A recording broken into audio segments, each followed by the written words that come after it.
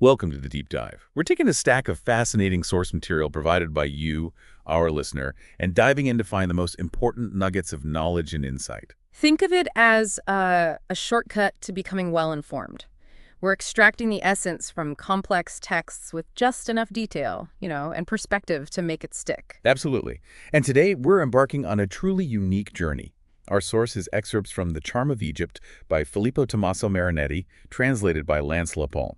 This is a text originally published way back in Italian in 1933, offering a really dynamic, futurist lens on observations of Egypt. Right. Marinetti, as many of you might know, was the founder of Futurism, that explosive, artistic and social movement. It champions speed, technology, youth, and sometimes a pretty confrontational break with the past. Yeah.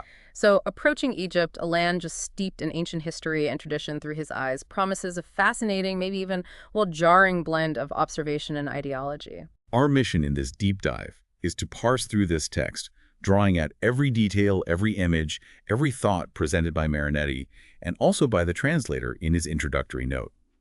We'll explore his memories, his encounters, his strange and vivid descriptions, all based only on the text you've provided us.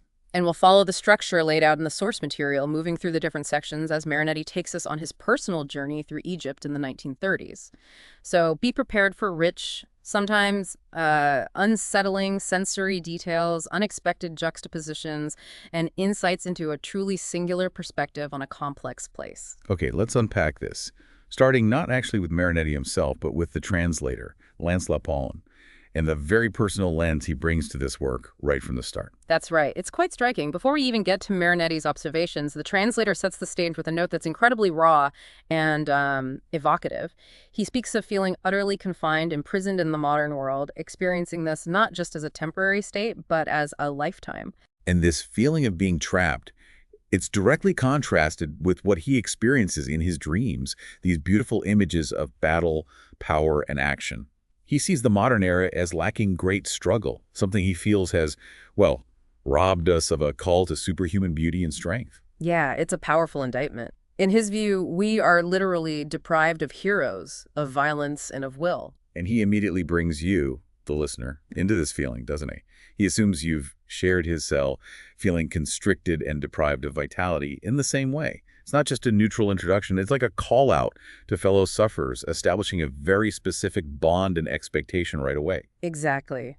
For him, Marinetti's text isn't just some old book. It's a righteous spirit that's been entrapped in these pages for almost a century, just waiting, undiscovered by the English-speaking world. There's this real sense of a powerful, vital force waiting to be unleashed. And this perceived hidden power is what motivates his translation work.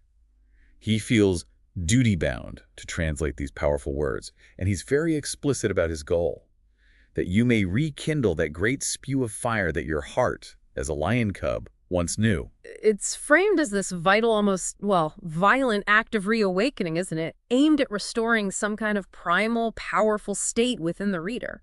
He emphasizes Marinetti's importance by reminding us he's the founder of Futurism, and notes that Marinetti himself shared a similar longing to break away from a world that threatened to snuff out all great spirits with its suffocating sclerosis. Right, suffocating sclerosis. And the translator sees the charm of Egypt as one of those shreds of will left over to us, almost like a tool for resistance against this perceived modern decline. The translator also mentions that his English version is presented alongside the original Italian text. Now, we don't have the Italian here in our source, but shows a respect for the original language, letting readers appreciate the poetry. He's quite open about his own background, too. He talks about spending time in southern Italy, studying the language, but then humbly calls himself little more than a dilettante translator. Yet despite that, he's confident his efforts accomplish their goal. And that goal isn't just accessibility, it's revealing this sprite of furious life to those few warriors who are worthy. So he's explicitly narrowing his intended audience to a very select, prepared group. And then he shares this dream, which is maybe the most striking part of the whole note. Yeah. He says, I dream one day there will be magnificent fighters mounted on steel Valkyries who will cleanse the world of its decadence and feminine softness. Wow. And he follows that with an explicit statement of will. I will it to return to a world of great power and manly deeds. It's just a really clear, potent articulation of his desire for a violent masculine and, seemingly authoritarian transformation of the world. Finally, he He addresses you directly again, as young warriors, urging you to take this book, let its lines run through you like electric light, and become that which we could only dream of. The book isn't just something to read. It's presented as this powerful electric force meant to literally transform the reader into the ideal strong figure he envisions.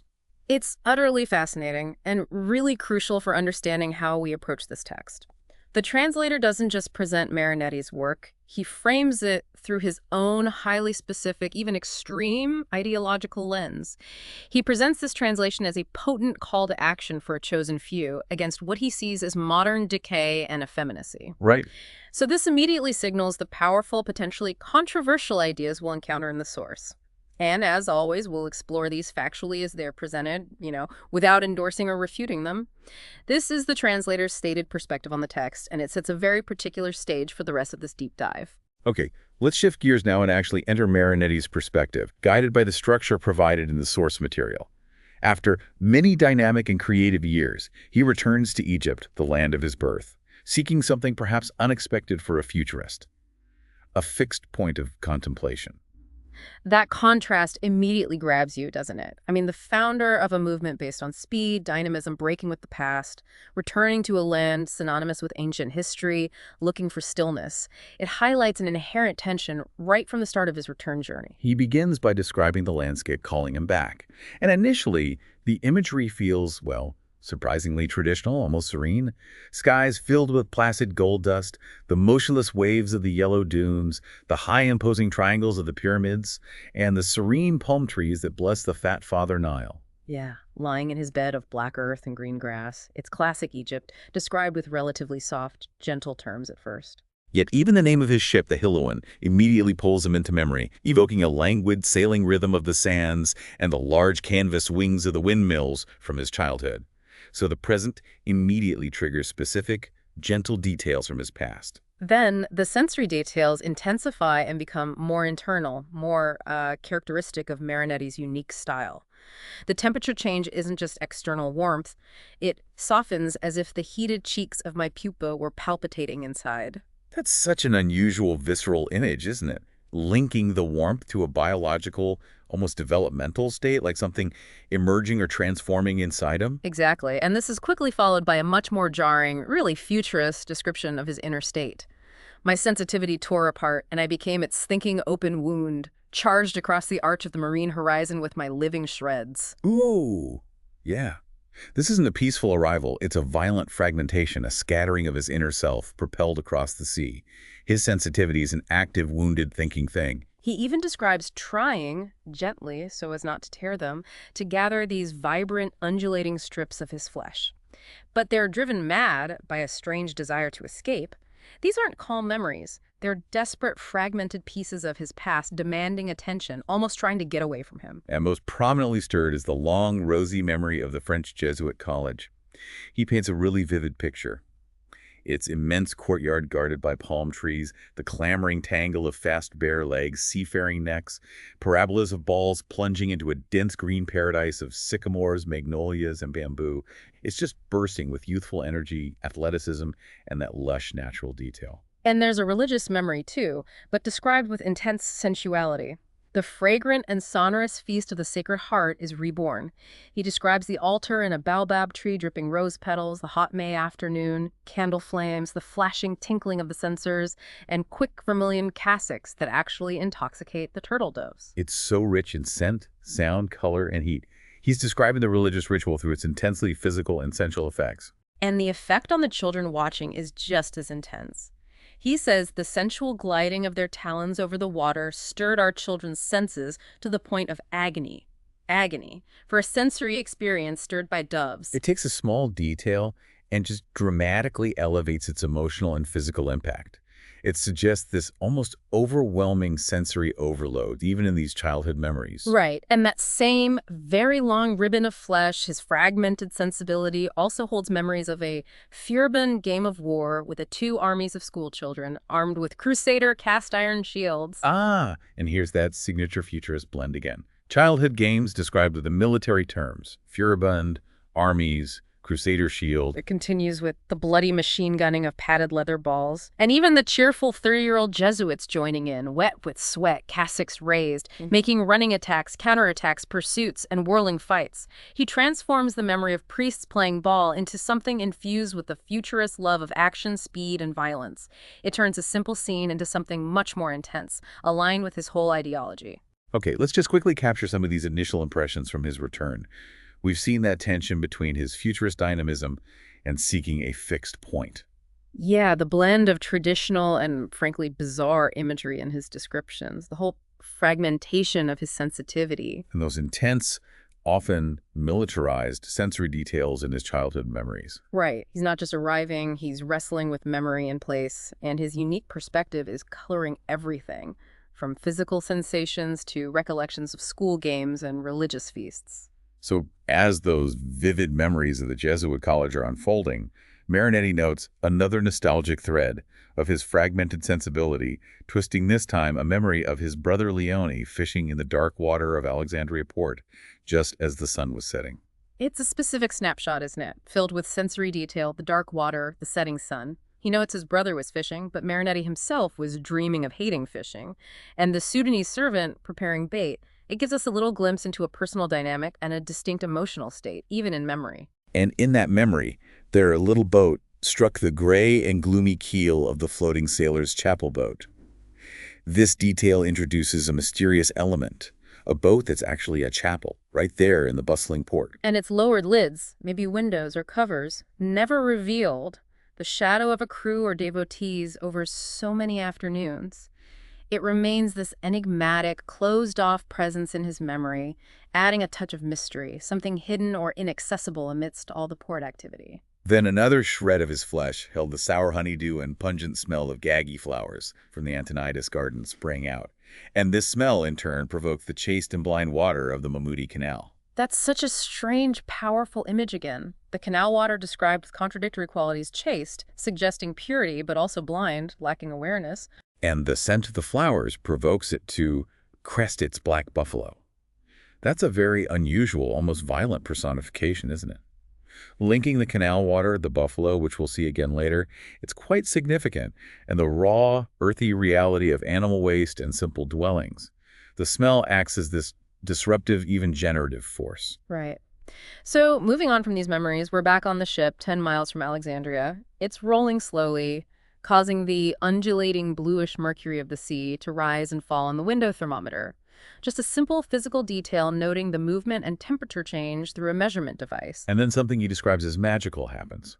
Magically, the sea horizon was crested with palm trees, and as the ship lowers its bow, it adorns itself with water. The sudden appearance of the palms is perceived as magical, a transformation of the view, and the ship is personified, decorating itself as it moves. Every now and then, the sea to the right offers its edge of gray dunes to the cut of the bow, and the sun, shining through slits of the clouds, becomes a projector beam, bleaching and sugarcoating the dune peaks. A distinctly cinematic description again, seeing the sun's rays like artificial light and describing the sand with terms associated with food, sugarcoating. Yeah. So even these transitional moments on the ship are layered with memory, strange personification, and cinematic imagery. It sets a tone that's far from straightforward reportage, that's for sure. Absolutely. Now, let's transition dramatically. An hour later, the setting shifts to the dark garden of Villa Ambron. Marinetti describes fusing his soul with a large Ficus elastica, a rubber tree. And he sees its weeping leaves replant green memories in the earth, eager to revive new salient green memories. It's this brief, almost spiritual connection with nature, framed by memory and the hope of renewal, a quiet, introspective moment before he moves into the public and political sphere. And the next day he makes that move. With the same calm and sure pace, he goes to the palace in Cairo. There, King Fuad illustrated to me the systematic and rapid progress of Egypt. That deliberate pace signals a shift from personal reflection to official state engagement. And while listening to the king talk about progress, Marinetti's thoughts focus, maybe unexpectedly, on the fez. He considers the Muslim affinity for the fez, but immediately notes that Kemal Pasha abolished it in Turkey because it generates passive moods. So it's a specific political and cultural observation, interpreting a piece of clothing as having a psychological effect, fostering passivity, a lack of dynamism. Exactly. Marinetti declares the fez the least likely to assume a warrior or royal character. But then he describes King Fuad's specific fez, blending its sloping lines with the sensual curves of a perfect oval. He contrasts the generalized lack of warrior character with the specific sensual form of the king's own headwear. He then describes the king's face. A sinuous mouth smiles under a hooked mustache that still reminds one of the sultans on horseback under the double arc of the scimitar and the moon. He's drawing these visual connections between the king's features and historical symbols of power and Islamic heritage. King Fuad's gestures are those of a landlord to his fief, emphasizing his authority, and he proudly glorifies the new maritime city, which multiplies its shining neighborhoods of marble, crystal, electricity, neon. All very futurist materials and technologies. Right. To the palm grove of Vitoria.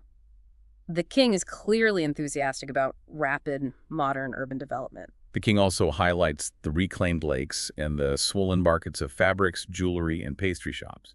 But Marinetti immediately adds his own futurist observation. These are already gutted by mechanical speeds. He sees this prosperity through a lens of pace and perhaps consumption by modern forces. He also notes the concentrated indolence of the Arabs in the trams that seem to kidnap them away into the sea, which is a peculiar passive image of modern transport's effect, and mentions the stubborn pressing of smells in the boroughs. He then contrasts this state-led modernization with what he sees in the boroughs of Cairo, where Arabs heroically defend themselves against European modernity. This highlights the tension between top-down progress and grassroots resistance to it. It's at this point that Marinetti has a strong internal thought, a really forceful rejection of past nostalgia associated with Alexandria. He tells himself, I will no longer greedily savor the fresh, meaty oysters of my 15 years. I will no longer have in my eyes and nostrils that sea of beautiful green crystal in which my father had brutally thrown my little baby body to teach me to despise life jackets. Wow, that's a vivid memory. And described with such intensity, even violence brutally thrown, used to illustrate his active discarding of sentimentality, of that past self. It seems King Fuad might sense Marinetti's internal tragic struggle between that groaning past and the magnificent future that strangled him, because his tone apparently shifts. Yes, his gestures take on a regal Muslim gravity to collect all the scattered nostalgia. He tells Marinetti about attending an interesting concert of Egyptian music and announces this plan to organize and chair the first major Arab music congress here in Cairo the following winter. This sounds like a significant cultural initiative. Very much so. The plan is comprehensive. All the composers, all the traveling musicians, and all the improvisers of Islam will be summoned with their instruments. It's a broad goal, bringing together really diverse musical traditions and practitioners. And the stated goal of the Congress is fascinating. We will discuss the best way to develop the musical genius of our races, preserving the old artistic traditions and at the same time arousing new creative originalities. It's a deliberate plan for controlled artistic evolution, aiming to blend heritage with innovation. And while the king spoke, his hands searched with feminine delicacy in the air for the lost echoes of the beautiful songs of the past, specifically mentioning the wandering voices of the muezzins of the shepherds and sailors' caravans. It adds this layer of tenderness and longing to the king's plan, connecting it back to these traditional, often nomadic sounds. Marinetti interprets this as the king's desire to merge these traditional elements into a harmonious synthesis that was both artistic and political. And the political application becomes explicit in Marinetti's own speculation. He wonders, with the most inspired Arabic music, was it not possible to seduce and enchant the greedy, grim, armored Europe, who too lovingly gazed upon rich and contemplative Egypt? So music as a potential political tool to disarm or influence European powers, which he sees as rapacious and heavily militarized. He takes this idea even further. He imagines using a delicious Egyptian chant described with specific vocal nuances, sighed first, then carried up nasally, suspended, resumed to move, and finally dissolve the hard and knotty problem of the Suez Canal, already encumbered by too much paper imposed by the League of Nations. Yes, an extraordinary idea, using a specific vocal performance as a means of international diplomacy to resolve a concrete, complex political and economic issue tied up in bureaucracy. Music diplomacy taken to a whole new level. Right, and King Fuad is also portrayed as a sage king, concerned with fighting the cocaine trade that tries to corrupt his beloved villages. So there's a balance between these grand cultural and political ambitions and practical local governance. And he dreams of pacifying his people with art, stating the rationale quite bluntly. His people have nothing, and thus could abruptly tear everything apart with suicidal violence. art presented here as a means of social control, a way to channel potential unrest. The king then adds a specific comment directed at Marinetti's countrymen.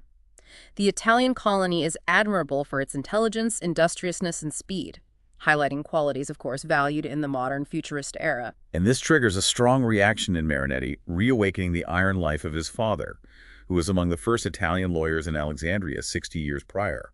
He links the king's praise for contemporary Italian dynamism directly to the pioneering spirit of his own father, navigating a challenging, undeveloped Alexandria back then. He pictures his father traversing the muddy streets every night, clutching a lantern, attending to intricate deliberations, demonstrating that speed of a superior acumen. He connects physical speed and determination with intellectual sharpness, seeing a historical precedent for dynamism in his own family line. King Fuad concludes with explicit expressions of political affinity, which really places the conversation firmly in the context of the 1930s. I have a filial affection for the House of Savoy. I have a great friendship for your great foreign minister, a worthy disciple of the Deuce. Wow, direct references to the Italian monarchy and Benito Mussolini, the Deuce, signaling very close ties and, well, shared ideologies. Marinetti's reaction to this is visionary. He sees Italy, the homeland, overlaid onto the Egyptian landscape, but he doesn't see a static country. He sees an island impatient to sail, electrified by the orders of the chiefs and the tireless fervor of the crews erupting in a continuous fusillade. It's a highly militarized, incredibly dynamic image of Italy, isn't it? So characteristic of futurism and the political climate of the time, portraying the nation as this unified, energized, and frankly aggressive force, ready to bust forth. That was a really packed encounter with King Fuad. We heard about Egypt's modernization efforts, cultural symbols like the fez, the king's vision for a music congress with these ambitious artistic and political aims. Yeah, even suggesting it could influence the Suez Canal issue. And his explicit praise for Italians, including those direct references to fascist Italy's leadership. It's a complex mix of tradition, modernity, cultural policy, and geopolitics, all filtered through Marinetti's unique lens. Okay, let's do a quick recap of these initial sections before we move on. We've covered the translator's provocative ideological introduction. Right, his view of modern life as a prison and his call to reawaken a powerful spirit through Marinetti's text. Then Marinetti's layered and sensory return to Egypt, blending past and present with those intense, sometimes violent, memories. His observations on the fez and its perceived psychological effect. King Fuad's focus on modern progress and that really ambitious plan for an Arab music congress with both artistic and explicit political aims. And crucially, King Fuad's praise for Italian speed and dynamism, which Marinetti links to his father's pioneering spirit, leading to that final vision of Italy as a dynamic, militarized force. These points really highlight the blend of personal memory, cultural observation, and geopolitical context in Marinetti's account, all seen through his futurist perspective. Okay, the narrative continues with Marinetti boarding the train to Alexandria the next day, and immediately he feels smothered by memories. The pace isn't just present, it's physically overwhelming him. The first memory that resurfaces, described as breaking like a fragile old toy, is the French Jesuit college. And he discovers it's now transformed into the governorate guardhouse. Wow, that physical change in such a significant childhood place? It's a powerful symbol, isn't it? The past being irrevocably altered, a place of education becoming a place of authority or defense. And that image of the memory as a fragile old toy breaking is so stark against the new reality. Anxious to wash his soul of the latest nostalgia, he rushes to the Antonieta's garden grid, another place from his youth. The Egyptian December sun tries its most meticulous caresses on his futurist skin. He's seeking solace in a familiar place, describing the sun's warmth gently, but applying it to his futurist skin, acknowledging his present identity. But the garden has changed, too. The fiery and sensual gaggy flowers of his adolescence were gone. Instead, he smells tar from the keel of a boat loaded with cotton. The specific, evocative scent of his youth is replaced by the industrial smell of commerce and transport. And this tar smell isn't passive, is it? He describes it actively. That willful tar, trafficking in danger and adventures, invaded my brain and forced me to raise my head. It's presented as a futurist scent associated with industry, risk, adventure, actively invading his senses and commanding his attention, replacing the nostalgic scent of flowers as a dominant force. He looks up and sees a very high order of palms with a metallic tuft, geometrically indicated the route to the Italian postal plane. The natural world, the palms, are described in mechanical terms: high order, metallic tuft, geometrically indicated, serving to guide a modern machine. It's a real blending of the organic and the technological. The plane itself is described with striking, strange, and violent imagery. A blend of animal, musical, and mechanical elements. It flies over him with a groaning but tenacious hum of a warlike bee. It's a black war flute, musically wounding the azure sky. So the mechanical hum is like a bee's, but warlike. The plane is a musical instrument, but black and violent, wounding the sky. And then in a particularly unsettling, almost surreal image, he says it had for wings the severed hands of his musician abandoned on earth. Classic Marinetti. Blending the mechanical, the violent, and the organic in this disturbing way. The artist is dismembered, their means of creation, their hands becoming the functional parts, the wings of a machine leaving the body behind on earth. Chilling. After speaking with the Sultan King Fuad, presumably Marinetti says he immediately went to consult the palms of the Nile and the whirling dervishes. That phrasing, consult, feels like an unexpected turn after the intense futurist imagery, doesn't it? Suggesting a search for meaning beyond the purely mechanical or modern. Yeah, it does. And he calls this an exhaustive audition from the lyrical, sculptural, and musical point of view. He's engaging with the landscape and rituals not just as observations, but through these artistic lenses, seeking to understand them in terms of their creative qualities. Then Commissioner Grassi, described as one of those Italians who dominate the East with their strong and simplifying intelligence, offers him the getaway speed to avoid the tedious nostalgia. Speed is presented literally as a tool, a means of transport to escape the past and its emotional weight. So by bus from Alexandria to Cairo, he reviewed the tribal people's armies of palms. He extensively personifies the palms, seeing them as this conquering force. With their animal-like trunks that are almost human, they impose themselves as the lords of the plain. He organizes them visually. Disorganized groups, clustered battalions, acting as lookouts, and even philosophers veiled in meditating solitude. He's applying military and human descriptive terms to the trees, creating a sense of a living, strategic thinking landscape. Some command an invisible battle, others adore the sun, and on the horizon they march like herds of elephants. He even tries to interact directly, questioning an old palm tree bent by agricultural labors, but notes, he didn't answer me. So despite the extensive personification, the landscape remains silent and unresponsive to his direct query. It maintains a boundary between his perception and the perceived inner life of nature. The train journey itself is described pretty starkly. Egypt, seen from the train, is flat, green. The villages are blackish and gray, of bovine mud, straw, and camel dung, baking in the sun, seen as the earth's crusts and growths. And dark buffaloes are its boils. The language here is so earthy, almost repulsive, focusing on raw materials, waste, and these bodily metaphors. It reduces the human settlements and animals to geological or even pathological features of the earth. The earth itself seems to hold everything crushed and glued to its chest. Huts, trains, dead waters, and slow currents. While the sky above is vast and empty. The earth is this heavy containing force, while the sky is simply vacant. He ends the section contemplating the Nile's power, suggesting it will perhaps one day colonize with its unstoppable force that vast, empty sky. The river, unlike the containing earth, is seen as a dynamic, potentially dominant entity capable of filling the void above it. That passage really showed Marinetti wrestling with change, familiar places transformed, nostalgic smells replaced by industrial ones, and applying his intense, often unsettling futurist imagery to everything from airplanes to palm trees. Right. And it also highlighted his stark, earthy descriptions of the villages and that potent personification of the Nile as a future colonizer of the sky.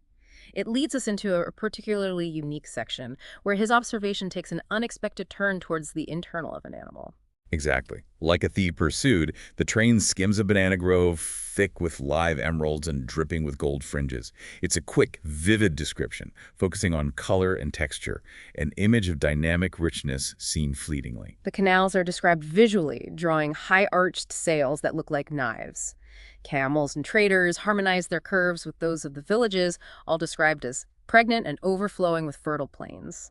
The landscape and its inhabitants are seen as visually interconnected, their forms complementing each other in this scene of abundance. The train rhythmically churns out its clumps of soot.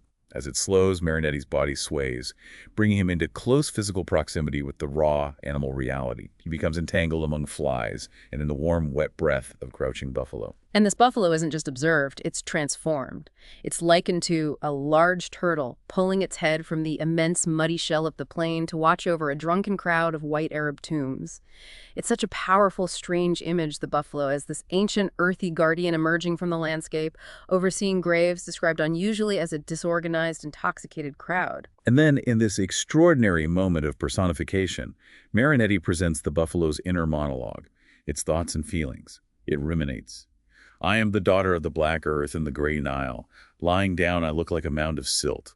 The buffalo identifies itself completely with the fundamental elements of the landscape, seeing its resting form as indistinguishable from the earth itself. It describes its form in action. I sculpt myself in getting up, and immediately my rump and my horns continue the profile of the low roofs overflowing with straw, brats, rags, kids, oven domes, smokeless earth pipes. It sees itself not as separate, but as an extension of the human and animal life of the villages, its physical form completing or continuing the lines of the buildings and the chaotic life within them. The buffalo expresses its preference. I love stillness just a few steps from the rails and the road, and its profound indifference to modernity and travelers. I do not raise my muzzle at the passage of the trader who stares at me without seeing me, with neither a goal to reach nor a care for countryside that smells strongly behind him. So the buffalo, rooted in stillness in the earth, dismisses the dynamic, moving figures of the modern world and traditional commerce as irrelevant, not even worth a glance.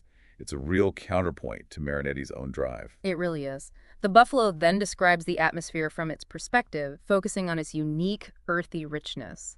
You will never again breathe a germ-rich atmosphere like mine. The air is volatilized silt. It feels the air physically. It presses your cheeks like a warm sponge. The air itself is the essence of the fertile, muddy landscape, tangible and intense. And it sees the people's effect on this environment. The long silvery robes sweeping the black paths or the bright green of the meadows incense the sky with good earth. The movement and clothing of the people actually contribute positively to the sensory environment, literally perfuming the sky with the scent of the earth. Meanwhile, outside this internal rumination, the external sky is described again. The blue is red hot, and scattered silver clouds were suspended like lamps above an invisible divinity presented to the water. It's a return to a more mystical visual description, seeing the clouds as celestial lamps and the water as an altar or offering point for some divine presence. The section ends with that cryptic note, perhaps reflecting a desire for something enduring in this landscape. With anxiety for light, for stones you shine thirstily. That section is remarkable for its deep dive into the perspective of a buffalo. It demonstrates Marinetti's willingness to break conventional perspectives, personifying animals and finding unexpected depth and indifference in their view of the world. The armies of palms, and now the thoughts of a buffalo, show his highly subjective and imaginative way of seeing the environment. Okay, let's pause for a moment and pull out some key takeaways from these last few segments. We covered the train journey, the changing landscapes, and the thoughts of that memorable buffalo. Right. We saw the transformation of childhood places the Jesuit college into a guardhouse, the garden's scent changing from flowers to industrial tar, symbolizing that shift from nostalgic past to industrial present. And the tar wasn't just a smell, it was a willful force, trafficking in danger and adventures. The Italian postal plane described with that striking, bizarre, futurist imagery, blending mechanical elements like a groaning hum with violent organic ones like severed hands for wings. Marinetti's perception of the palms as dynamic armies or contemplating philosophers, showing his artistic and militaristic way of viewing nature, contrasting with its silence when he actually questions it directly. The stark, earthy, almost repulsive descriptions of the Egyptian villages and buffaloes seen from the train, using those bodily metaphors like crusts, growths, and boils. And the extraordinary first-person thoughts of the crouching buffalo, presenting a completely grounded, rooted, and indifferent perspective on the transient human activity and the modern world around it. A real standout moment. Shifting gears abruptly now, the text takes a sharp turn with the heading, Hunting for Quails and Arab Women, with a half-Arab. This title immediately signals a very different kind of narrative, one focusing on specific activities and encounters and explicitly mentioning potentially controversial elements right up front. Yeah, it does. Marinetti states that the name Kafr al-Zayat brutally tears his soul from reality in 1933 and plunges it into my 20s with the color of light and fluffy joy.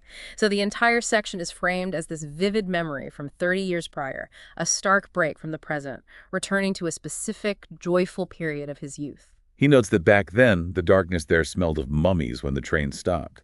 He describes the station as a small wooden shed wrapped in banana trees on the banks of the invisible Nile. So the ancient smell of mummies is immediately juxtaposed with the mundane details of a small shed, trees, and a river hidden by darkness. He was met by Mohammed El Ragel, the pimp of the British General Staff, who had been warmly recommended to me by Sir Ward. That's a specific and frankly quite shocking detail about his contact, isn't it? Explicitly linking an official context, British General Staff, with illicit activity, pimp, facilitated by a figure of authority, Sir Ward. Muhammad was there to take them to a hunting convention and to do us the erotic honors of the village. The purpose is explicitly stated as duel, traditional sport, quail hunting, and accessing commercial sex, erotic honors. It sets the stage for a narrative blending these elements. Marinetti describes Muhammad vividly from memory, emphasizing his charismatic and performative nature. Noisy and ceremonious, bowing, shouting imperious orders seductive. He was very noble in his waving robes with canary yellow and pistachio green stripes, his black fez dancing as he strode ahead. So Muhammad is presented as this commanding, charismatic figure despite his profession. The hunting group was diverse. 10 passionate hunters, 3 Greeks, 5 English, and 2 Italians, all eager to kill at least 100 quail, escaping Alexandria, which they found rendered uninhabitable by the Bahram festivals. The hunt is portrayed as this intense pursuit and an escape from city festivities. They saw simple, earthy details of the rural landscape at dawn. Cubic huts, built with Nile mud, tiny gardens, and palm groves looming on the dawning horizon. The dawn itself is described with emotional and visual terms, evoking somberness. A sad, tired, and disillusioned dawn, deathly silence, the sky was streaked with greenish silver. But then the sand undulations beyond were delicately colored purple with the caresses of the waning moon, falling like a drop of gold towards the distant sea. It's a complex description, blending sadness with delicate color shifts and precious metal metaphors. Banana plantations choked the road, giving a feeling of being overwhelmed, yet they felt delightfully bathed in the fragrant freshness of its scent. The natural environment is described as both overwhelming and pleasantly immersive. A Bedouin tent bit into the pallor of the sky, appearing like a huge vampire with parchment-like wings spread and nailed to the ground. Marinetti views it with a futurist eye for its bizarre geometry, patched canvases, and movement like old ship hulls in the wind. The tent is described dramatically, even monstrously, but also with attention to its form and texture. In front of the tent were grim details of harsh reality and poverty. A small hedge of branches and pieces of tin, goats of a disgusting thinness, and a mangy, scathed, skeletal dog. Very unflinching. That was the tent of Abdul el-Rajel, Muhammad's brother. A simple exchange of greetings occurs. Abdul appears, described with a bold and severe profile, wearing a great white wool cloak, his gesture solemn appearance, both stately and gypsy-like. The brothers have a long, whispered conversation where Marinetti distinguishes only the name of Fatma, repeated several times. This introduces the central figure of the erotic hunters and signals her significance while keeping the conversation's content mysterious for now. And Sir Ward, the man who recommended Muhammad, had apparently talked to me a lot about Fatma, the most beautiful woman in the whole East. He'd also told Marinetti about her husband, Mustafa El-Bar, described as a skilled hunter, condemned by misery and jealousy to practice the sad profession of a pimp of the Nile. So this backstory sets the stage, detailing Fatma's reputation and her husband's dangerous profession and history. Mustafa was also said to be an implacable enemy of Muhammad for certain old stories which I've forgotten. This explicitly introduces conflict and danger, foreshadowing potential trouble between Muhammad and Mustafa. Leaving Abdul, they set off on the road, which became sandy through the desolate countryside, described starkly as an absolute camel carcass. The landscape is seen with a grim, violent metaphor of death and decay. Around 6, they reached palms on the beach. The sea color shifted from slate-colored to pink with the changing light. They waited, sitting on folding seats, planning to shoot quail arriving towards the sea. Muhammad dug a hole to show Marinetti the heat of the sun concentrated under the ground, a small practical detail showing connection to the environment and local knowledge. At 6:30, the quail arrived with a rustle of wings, thrown like fireballs, swooping down, drooped from exhaustion. The arrival is dynamic, visual, and tinged with a sense of the bird's fatigue. First shots missed due to poor visibility. In the intervals, Muhammad would frolic curiously, spearing imaginary quail with a stitch, shouting, "Shoo! Bam! Bam!" and assuming heroic or languid postures. He adds performance and sound effects, turning the waiting into a kind of pantomime. The hunt continued until 9. Half-naked urchins came offering figs for some paltry amount of coin. The figs were fresh and sugary, a detail of local interaction and trade, noting the appearance of the children, the small payment, and the quality of the fruit. The sun rose, heat grew, flies became furious, sands like ash. Muhammad skillfully made fans. Then he recited La Fontaine's fables in a nasal voice with childish and bizarre gestures to imitate beasts. The scene blends the harsh reality of heat and flies with ingenuity, the fans, and cultural performance, the fables, highlighting Muhammad's engaging personality. On their return, they skirted the Nile, flowing oily and yellowish. Marinetti was surprised by a grown vine in the sand, whose grapes Muhammad explained were delicious due to organic matter deposited by the shells, a specific detail linking seemingly disparate elements, shells, soil, grapes, to the environment's produce. It was noon, palm shadow minimal. The village appeared immobilized, parched under the flames of the sun, exhausted and melted from the heat. The oppressive heat is emphasized, making the village seem static and physically affected. Muhammad led them down a muddy ladder to an underground cistern with fresh blue water, a welcome relief, contrasting the muddy steps with the cool water. As they descended, a woman in a blue robe passed slowly, carrying a dripping black jug on her head. Her physicality is described very directly, sensually even. With each step, her hips swayed, and her small, round, and hard breasts were drawn taut under the fabric. Her face was partly visible. She stared languidly through her black rubber pupils, almost covered her golden irises. Her mouth, hidden by a black cloth tied by a little heart that passed through a copper tube resting on her nose. A precise description emphasizing mystery and partial concealment. They wanted to follow her, but Muhammad stopped them with a nod, promising the wonderful thartma for that very evening when her husband would be gone. So the anonymous woman's sighting heightens the anticipation for Fatma, while Muhammad's gestures emphasize secrecy and control. The woman wasn't Fatma, but her gazelle eyes haunted him all day in the winding, stinking alleys, all buzzing with large green flies. The intense, often unpleasant sensory details, stinking alleys, buzzing flies, clashed with the sensual anticipation stirred by her eyes. He confesses that Fatma's prostitution worried me, anticipating a repugnant debate about the price and all the banality of a princely paid coitus. He revealed his internal conflict, finding the transactional aspect distasteful and mundane, even worrying. He contrasts this with a more romantic ideal. If I could have met the beauty or seen her in some window, I might have combined things in a more romantic way. He longs for a less commercial, more idealized encounter. Exploring the village, he passed doors like entrances to dens, issuing reddish fumes of nauseating fritters and the stench of excrement.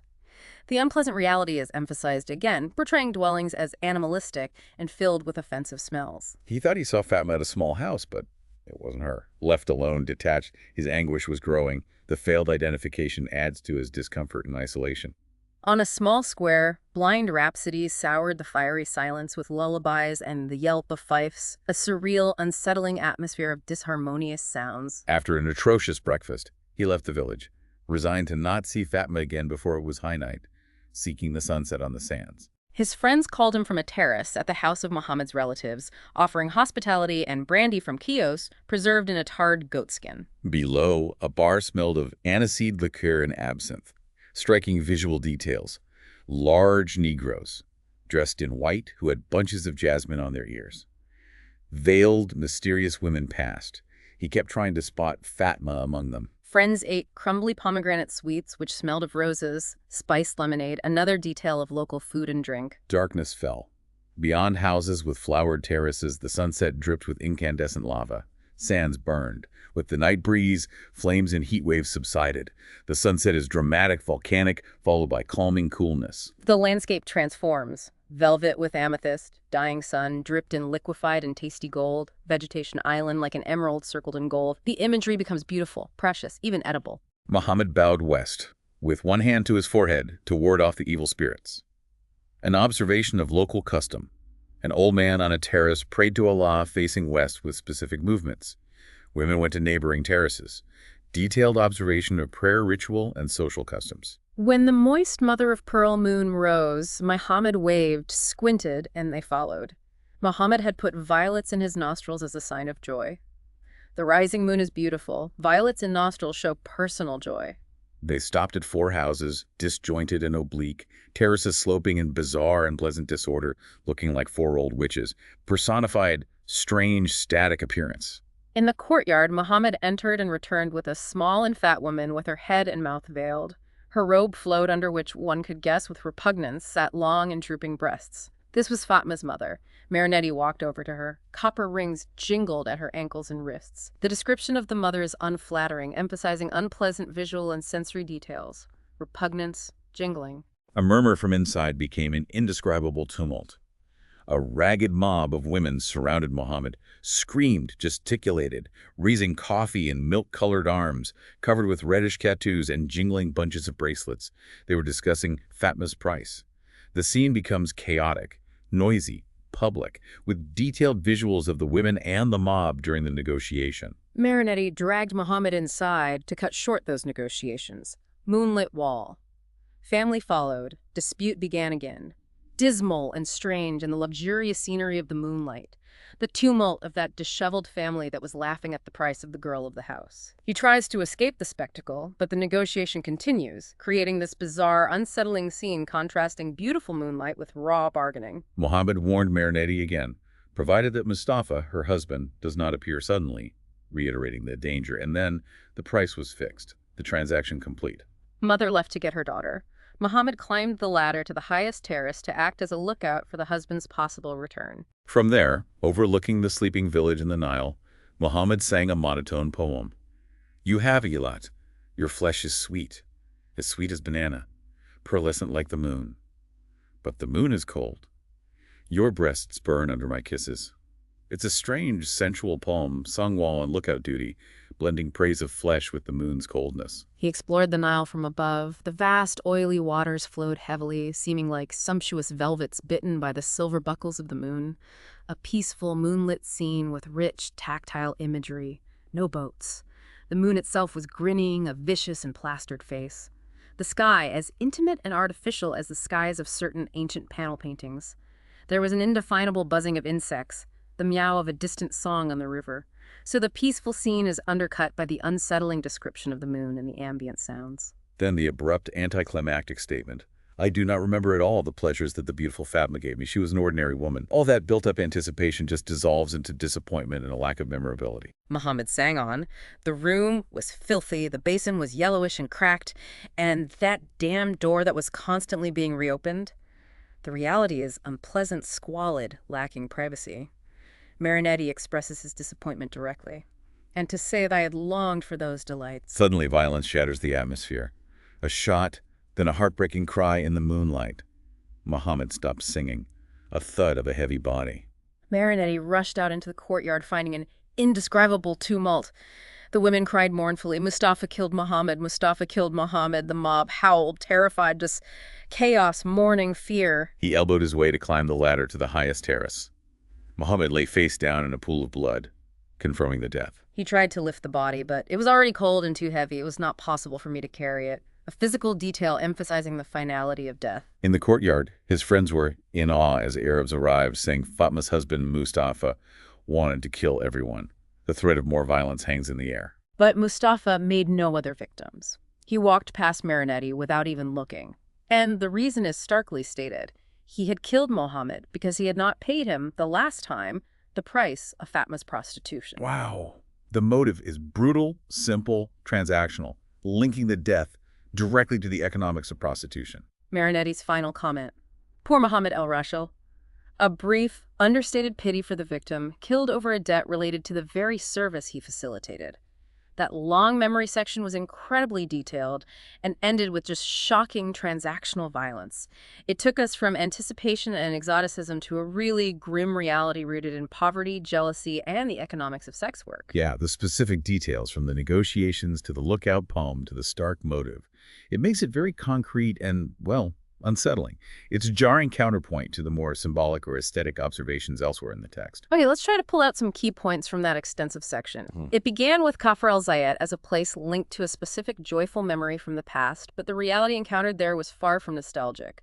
We met Mohammed el-Raghail, the pimp of the British General Staff, a figure presented with both charisma and this role in facilitating illicit activity. The section was incredibly rich in vivid sensory details. The smell of mummies, the harsh sun, that intense array of smells in the village alley and the cafe, the sounds of the hunt, the singing, and then the sudden violence creating a powerful, sometimes unpleasant environment. We had the introduction of the key figures, Muhammad, Fatima, and her husband Mustafa el-Bar, establishing the underlying tension and danger right away.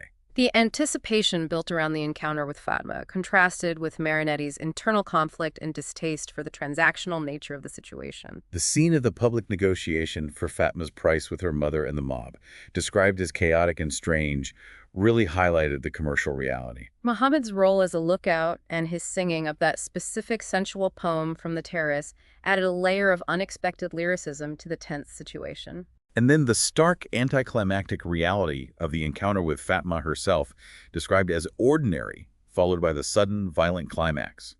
Mustafa killing Muhammad over an unpaid debt related to Fatima's prostitution price. It underscored the brutal transactional nature of the events. Okay, after that intense, localized focus on the Kafr el-Zayat memory, Marinetti returns to the station, described as bundled up with carts, noise, galaby, and shacks. Here, he says, he discovers the Nile. He describes its tortuous opulence of turbid green and mirror fluidity. It brings boats called maunas, armed with very high antennas, from which emerge beaks of giant shipwrecked flamingos. The Nile is seen as this source of winding richness, and his boats are given strange, almost monstrous animalistic features. He sees the sailing procession of His Majesty the Cotton with its monumental leaded bales. Cotton is personified as royalty, going down the great merchant river in colors like buffalo crocodile and brown London cloth before crossing the sea and changing into European clothes. The commodity itself is elevated to royal status, embarking on this journey of transformation from raw material to finished product in Europe. A steam plume flowered and embroidered a spiral flight of white pigeons. That's a beautiful, strange image connecting the industrial output of steam with natural beauty, flowered, embroidered, and bird flight, finding a synthesis between machine and nature. The boat he's on, a dabi, looks like a little blue house that has slipped off the shore in its sleep. A gentle, domestic image on the water, suggesting comfort and peaceful movement. And under the tarred keel, the Nile speaks again, personified as this conscious entity offering comfort and escape. You slept motionless, now sleep sailing. If my march bores you, I offer you the steps of my banks so that you may go up to the golden peace of the sky. And these steps are described as very long steps carved by water in the blackish halawa of silt. The river is seen as an active sculptor shaping the land through its flow. The Dahabi drops anchor in the Garden of Gezayir. The scene shifts to eating at a table, surrounded by visual details of the river scene. Distant sails nearby, garlanded with white steam, drinking a liquid sun in large square windows. Eating is accompanied by these striking visual metaphors. The servants are described with vivid, contrasting details. Negroes attend to us, charcoal faces with solar sparkles in dazzling galabeas and belts of flame, highlighting the contrast between skin tone and the brightness of their eyes and clothing. The Nile is described again, emphasizing its scale and dynamism. Dazzling. Measuring 700 meters wide here, 1,000 beyond the island. It's draped by distant gray mists bristling with scissor antennas, which invite me to race. The visual is rich, seeing the mist-covered horizon with mechanical imagery, scissor antennas, and feeling an urge for speed. He chases them while sipping a Turkish coffee on a motorboat. Speed returns, facilitated by modern technology, allowing him to engage dynamically with the river scene. The river then reveals to me the desert, dunes, yellow solidification of a music of sand and wind with impulses, crescendo, arpeggiated cadences. The desert landscape, seen from the fertile banks, is perceived as a static, solid form of music, described with specific musical terms. A question is posed, giving agency to the landscape. What if the sands arise? The vast, seemingly stable desert is given a potential for sudden, powerful, perhaps threatening movement. And the Nile is depicted as responding and protecting itself. Prudently, the Nile raises and rounds a large white sail of mist like a skirt in the sun to defend its sweet water face from the flame. personification and protective action by the river, using the image of a sail or skirt to shield itself from intensity. Marinetti's speed on the motorboat accelerates the magical elevation of other white sails. This movement is seen as very slow, like the grand white prayer of the adoring river. Open your canvas arms, swell with ecstasy, gain a fresh adamantine peace in the stars. The motorboat's speed influences the perception of other sails, interpreted spiritually as a slow, grand, prayer-seeking peace. Sailors doze on the pyramidal load of the hull, seeing the boat as a floating pyramid.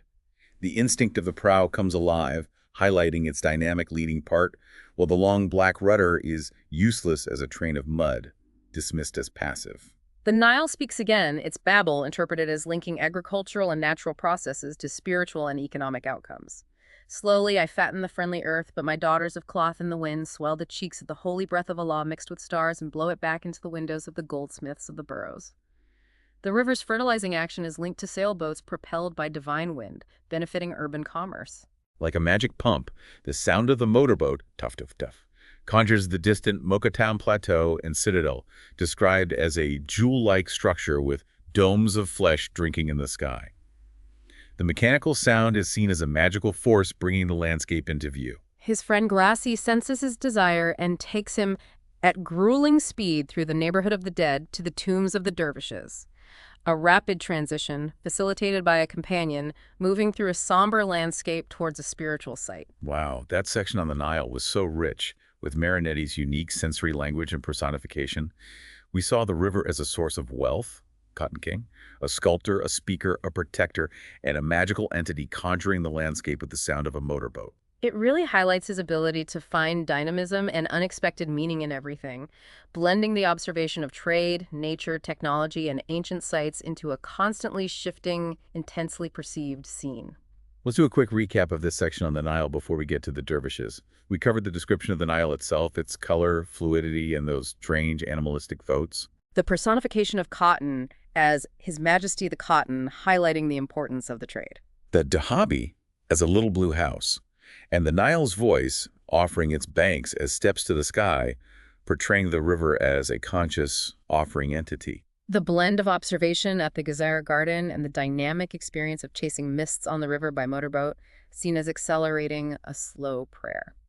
The desert landscape perceived musically from the river, and the idea of the sands potentially arising. The Nile's babble, linking agricultural, spiritual, and economic outcomes. The sound of the motorboat, magically bringing forth the distant Mokattam Plateau and Citadel. And the high-speed journey through the neighborhood of the dead to the dervishes' tombs, setting the stage for the next fascinating section. Okay, arriving at the Citadel area, they skim the walls. Tall, perpendicular, desert-colored stone jackets, noting rigid folds and black mouths of English cannons in the gunwale.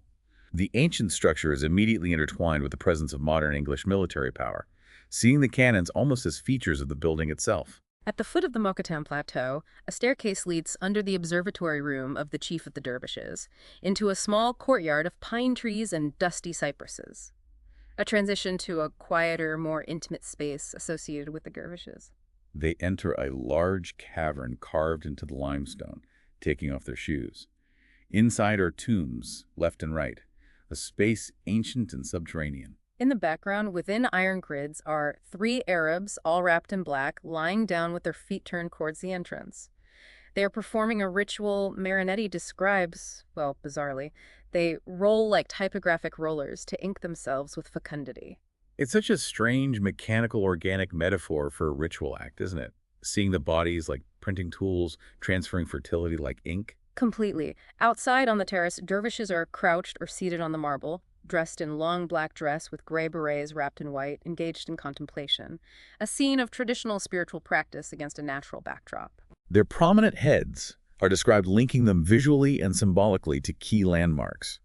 The English powder magazine, the striped and thorny bulbs of the domes of the dead, the Nile flowing, and the orange splendor of the pyramids. Their contemplation connects them to sites of military presence, death, nature, and ancient power. The pyramids are described again, emphasizing their form. 3. Perfect geometric shapes, each with its falling shadow triangle like a cloak fixed on the occiput. Their geometric perfection is noted, and their shadows personified. A clamor of machines calls Marinetti back to the sacred cave. The sounds of the modern external world interrupt or merge with the internal ritual space, signaling a return to the active mechanical perspective. Inside, the dervishes spin like tops, arms outstretched, their clothing flaring. Their faces show mystical, imploring naivety, looking at the vault, which Marinetti sees as where the holy engine vibrates and hums. Spiritual expression is juxtaposed with the idea of a divine machine above. And this is where Marinetti's futurist interpretation of the ritual is most explicit. He describes the spinning dervishes entirely through mechanical terms. 15 lathes of the great stellar steel mill are now in operation. They are filing the earth, smoothing the rough surface. The ritual becomes an industrial process, transforming the human body into a machine, lathe, processing the physical world. Their caps pierce the hard air. From time to time, like oil, a plaintive prayer drips over them, seen as pacifying the rusty snags of Arab musical instruments. The prayer is a lubricant for the mechanical process, and the instruments are seen as rusty parts needing this spiritual oil. The orchestra, described as ragged, crowded, explicitly states its purpose through screeching. Let's imitate the rhythms of the universe. We mechanize the human gears of the cosmic order. The dervishes, through their orchestra, see their ritual as an active, mechanical alignment of human action with the cosmic structure. As dervishes stop spinning, they are sweaty. An exhausted one crouches next to me, applying the mechanical metaphor, human lathe stocks, directly to their tired bodies. Others cover companions. Then, all cross-legged begin to pray, returning to a static form. The chief's stillness is noted. The chief gets up and the others follow with a long siren hoo as if in the fog of the Thames. The collective chant is compared to a British industrial sound, blending the spiritual ritualistic with the mechanical industrial, specifically linking it to a European setting. That interpretation of the dervish ritual as a sacred mechanism is peak Marinetti, isn't it? He takes a traditional spiritual practice and reinterprets it entirely through the lens of futurist industry, seeing action, process, order, and mechanical energy, even within a mystical act. Absolutely. It's a powerful example of how he applies his ideology to understand the world around him. Let's move from the citadel and spiritual ritual to another scene by the water. Okay, the scene shifts to an iron bridge. A crowd of ragged Arabs, green, yellow, and blue, watches the painful screeching of pivots and cogwheels as the bridge turns slowly, permitting passage of high sails. The focus is on the mechanical sound and slow movement of the bridge, observed by a colorful crowd. The crowd is described with sensory details and a sense of inertia. Sleepwalking, stunned by the light, smoky and filthy from its chocolate-colored villages. Details of their villages are recalled, linking the crowd to earthy origins. Low, winding silt hovels, cattle, goats, dogs, hens, reeking of gaudy groups of roosters and black buffaloes pointing their horns against the splendid wash majolica of the sky. An earthy, almost repulsive description, contrasting with the sky's brightness. Crammed in the lock basin, boats carrying crude cotton are anxious. They are personified, moaning, grumbling, creaking with rage in that European trap. The boats, carrying valuable local product, are frustrated by being confined by European technology, the lock. 4 black, beggarly, half-naked sailors advance with a heavy and rhythmic step, described as infinitely occupied, curved, and digging the mud while staring at it endlessly. This highlights their laborious, repetitive manual task behind the movement of goods. They pull a huge, half-sunken sailing ship with its millionaire load of cotton that crushes the torrid sacks of seeds. The contrast between the immense value of the cotton and the hard manual labor is implicit. The thieves themselves already ripen the future fiber, whiter, shinier, and longer. Even the seeds are seen as dynamic. A little black man who bites into a piece of sugarcane commands its navigation astride the tiller, a specific sensory detail grounding the scene of commerce and labor. Cotton boats are also described besieging a small Arab cemetery on the shore whose gray graves descend to bathe in the Nile, a surreal image blending the living. Boats, cotton, and the dead, graves by the river. Sounds include nasal rattles and lullabies in the warm wool of the atmosphere. Traditional sounds described with physical texture. On the rails, a steam train maneuvers. Warning with a sign, black brats are colonized by flies, sun is high. The train's smoke incenses a blue minaret, its blue-clad muezzin, and its blue cry, Allah Akbar.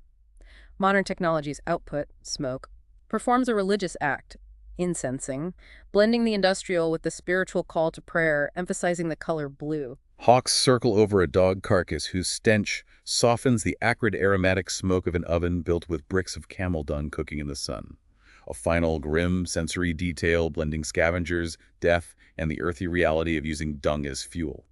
That was a rich, multi-sensory scene by the Iron Bridge, focusing on the cotton trade, the people involved, and finding strange connections between industrial sound smoke and religious acts and life-death near the river. It contrasted hard manual labor and earthy village realities with the movement of boats and trains, creating a complex tapestry of the Egyptian scene. Okay, let's do a quick recap of the last few segments. We delved into the dervish ritual. Interpreted by Marinetti as a sacred mechanism, where the dancers are human lathes in a stellar steel mill, applying industrial metaphors to spiritual practice, and even comparing their chant to a siren who, as if in the fog the Thames. We then moved to the Iron Bridge scene, observing the crowd, the struggling boats, and the labor of moving cotton. The cotton itself personified as His Majesty the Cotton, highlighting the importance of the trade. The surreal image of cotton boats besieging an Arab cemetery by the Nile. And the striking blend of technology and religion, with the steam train's smoke incensing the blue minaret and the muezzin's call. The journey continues, and Marinetti describes an acute sensuality making his lips and nostrils hot. His nerves, which over time have coated the wheels of my car, transmit to him the various tactile pleasures of the tires. This is such a futurist focus, isn't it? The physical connection between body and machine, experiencing the road surface through the car. Absolutely. He describes the road itself with organic, almost bodily terms. A fat road of black earth and mud, fleshy, greasy, saturated with germs. Not just a surface, but a substance with physical and biological qualities. The landscape along the road includes murky ponds, skeletal norias tortured by skeletal horses, bronze buffaloes set in the emerald of the meadows, ecstatic ibises, and flying slivers of pigeons. Harsh, sometimes disturbing imagery, skeletal machines and animals, buffaloes like statues, ecstatic birds, fragmented pigeons. Suddenly, his Nile-oiled skin trembles at the edge of a new tactile world, all dry, glassy, and metallic, the desert. A sharp sensory transition contrasting the skin conditioned by the humid Nile environment with a completely different texture and feel of the desert, dry, smooth, hard, almost artificial feeling. He enters the sultry padding of a horizon of sand at Saqqara. His parched hands enjoy the humidity of the sweaty rump under the saddle. The tactile experience shifts from the car to the animal, focusing on the contrast between his dryness and the animal's dampness. The atmosphere is arid. A drop of sweat is described preciously, shining like a perfect pearl on the forehead of my companion, who looks like the Queen of Sheba among the panting, noisy, blackish brutishness of the donkeys. A small, beautiful detail, sweat as pearl, contrasted with the donkey's appearance and sounds. Yet the donkeys trot like children on the infinite mattress of sand, feeling its succulent and fleeting tenderness. The sand is given soft, yielding, even edible qualities here, a surprising contrast to the earlier dry, glassy, metallic description. It suggests its feel under the donkey's hooves is different from its feel on his skin. The desert is immediately characterized as the inhuman heart of the globe. Despite its vastness, it has an identity, but one that is fundamentally alien to humanity. They explore its coldest and most mysterious feelings with the agile and fragile legs of donkeys. The delicate means of transport contrasts with the desert's formidable nature, and the journey is framed as an attempt to understand the desert's hidden, cold emotions. The sand lives and thinks, but does not want to talk. It is monotonous, absent, and distracted. The dunes neither say nor give anything to man. It welcomes them in silence. The desert is personified. It lives, thinks, has feelings, but remains indifferent and withholding. A tremendous silence pervades the underground serapeum, the burial place of the sacred oxen, an ancient silent place dedicated to deified animals. He notes the elaborate preparations of the oxen, aromatic plants, golden poultices, gems. Marinetti's comment, this was a mistake, because human rapacity and curiosity succeeded in overcoming and dispersing their immortal cohesion. The elaborate efforts were futile against grave robbers, and the concept of immortal cohesion was broken. He questions the robber's strength. With what levers of audacity, muscles, and iron were the robbers ever able to lift or break those enormous tomb covers? Focusing on the immense physical challenge they overcame. He speculates on the oxen's power and the sand's role.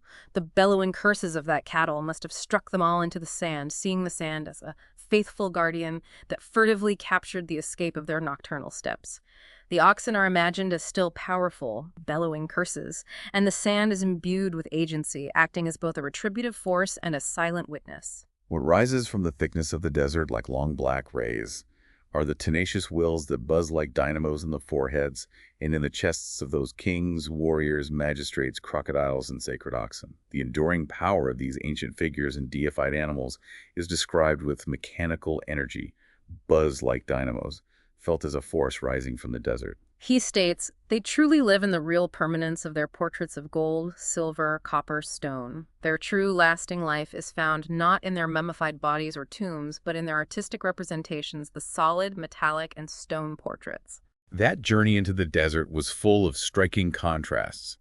The tactile shift from the fertile road to the arid sand, the beautiful detail of the sweat pearl against the brutish donkeys, and Marinetti's philosophical, almost mechanical interpretation of the desert's indifference, and the enduring dynamic power of ancient wills found in portraits, not tombs. It really highlights his unique way of blending physical sensation, abstract thought about life and death, and futurist metaphors to understand landscape and history. Let's do a quick recap of this dive into the desert.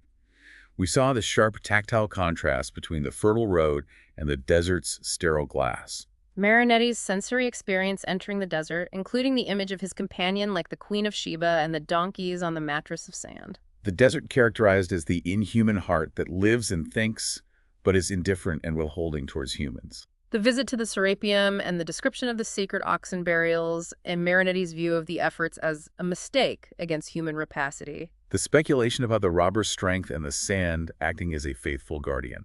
And the powerful image of ancient wills rising from the desert like long black rays, described with mechanical energy as buzzing like dynamos, truly living in the permanence of their portraits. Feeling intoxicated with renewed earthly joy, they leave the dunes and graves, comparing the return to the soft silt road to leaving a hard ascetic bed to slip into a perfumed tub. A return to sensual pleasure after the desert's perceived harshness. Muddy camel heads float in the afternoon air as they drunkenly sweep against our car with loads of sugarcane and corn leaves. The most burdened show only legs, like undulating twigs on the march. Vivid, surreal imagery of the camels. A black man drawing water reminds him of his thirst as he arrives, parched into the immense yellow flame that vibrates on the face of the Pyramid of Giza.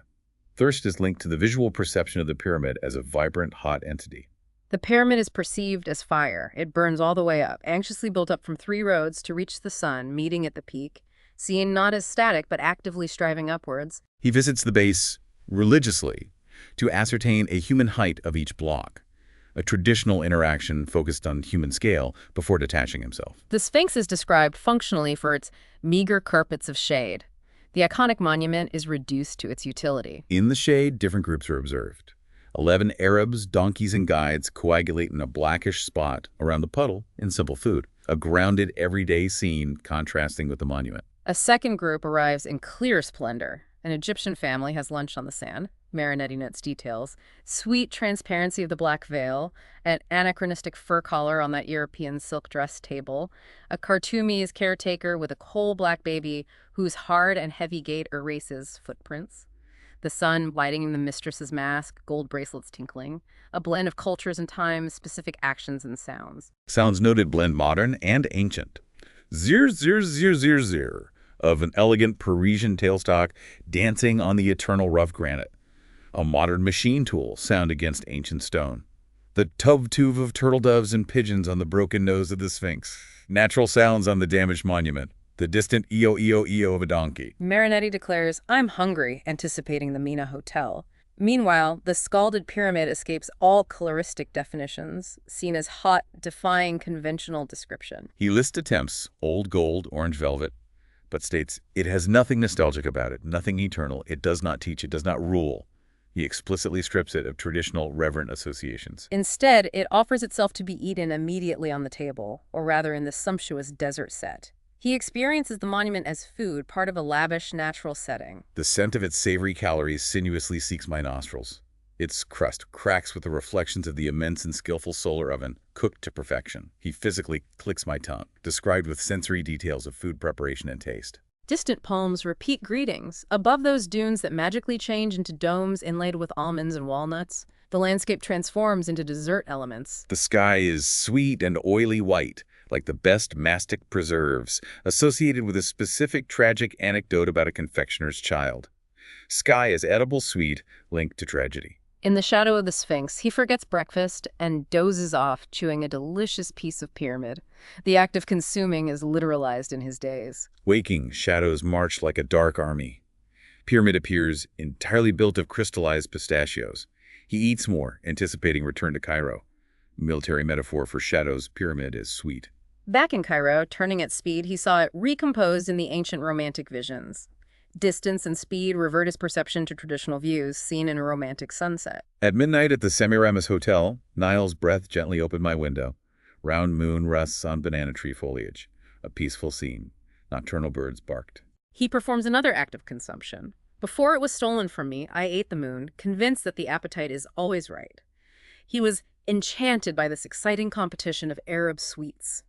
Eating the moon is equated with enjoying local candies, linking celestial body to earthly delights and consumption to winning. This section is just fascinating because Marinetti completely rejects traditional reverence for the pyramids and instead seeks to consume them, to internalize them through sensory and imaginative acts, transforming immense symbols into edible form. And he extends this to the moon. It's a peak example of his futurist sensibility applied to iconic symbols, reducing them to something tactile, consumable, and part of a competition of Arab sweets. Just extraordinary.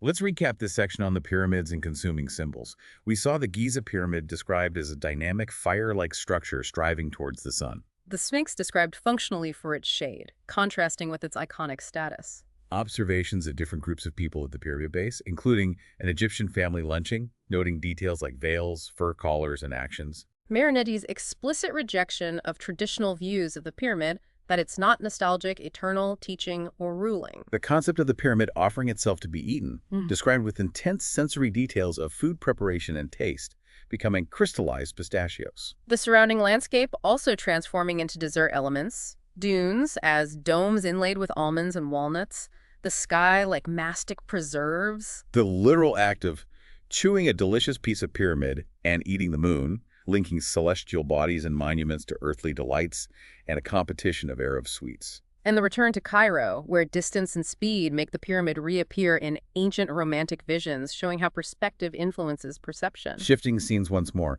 Marinetti is in Alexandria on a typical Egyptian January afternoon, so slow, soft, ecstatic, and golden. He goes to visit Costantino Cavafy. This is a shift from landscapes and general observations to a specific cultural encounter with a famous poet. He identifies Cavafy as the famous Greek poet who prefers his native Alexandria to his distant and distracted Athens. This immediately situates Cavafy and highlights his strong connection to Alexandria over Greece's capital. The Italian publicist Cutraro spoke about Cavafy, while Marinetti contemplated the ancient Porto Antico, seeing it as deserted but certainly cluttered with sumptuous invisible galleys. He observes the conversation while overlaying the present reality of the port with a vision of its glorious, crowded historical past. He remembers this port as his mother's favorite evening walk, which he accompanied, trying to harmonize his dreaming steps with her determined and hasty ones. Their different paces reflect different purposes, and internal states, her pace linked to her painful regret, his dreaming steps linked to his absorption in the surroundings and memories. She seemed to be pursuing her painful regret, while he was magnetized by the flames of the sunset, which he perceived entirely in terms of dramatic, militaristic action and spectacle. As a master of war and heroism, scenographically tried and retried all the possible battles of clouds, purple cavalry, rifle shooting, collapses of castles of gold, etc. So the mother's internal state contrasts completely with Marinetti's projection of militarized dynamism onto the natural scene of the sunset. They were assailed by the biting stench of the great slaughterhouse, described with grim detail. Purple hovels besieged by piles of bloody fleas, heaps of rubbish, and angry bellowing. This introduces a harsh, visceral, unpleasant sensory reality juxtaposed with the poetic contemplation. He recalls the horrendous breath of death omnipresent in that sinister landscape of smells. But he notes now the great slaughterhouse no longer exists. It's replaced by a wide paved quay defended by concrete blocks, allowing smooth access to Roman ruins. Modern infrastructure replaces the old, visceral reality. The sea evokes personal, physical memories. Fresh flying salt of bitter memories, gaseous rustles of foam, which excited my dives as a young swimmer. Sensory details linked to youth and activity, tinged with emotion. They are seen as two ebony profiles against a bright sky of white gum, standing on the pink nail of the hand of one of the two arms of the Porto Antico. An abstract visual description of their silhouettes and position, seeing the landform metaphorically. The other arm of the port holds the Cad Bay Fort. Marinetti notes Cavify's visionary eye does not see the fort, but instead sees the ancient lighthouse wonder of the world in its place.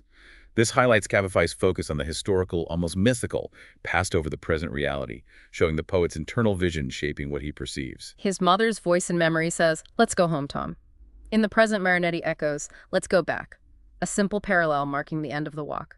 Immediately, the murky sunset changes into the great slaughterhouse of the past. Steaming reddish guts collapse down, incinerating the emerald leaves and pearls of a banana grove.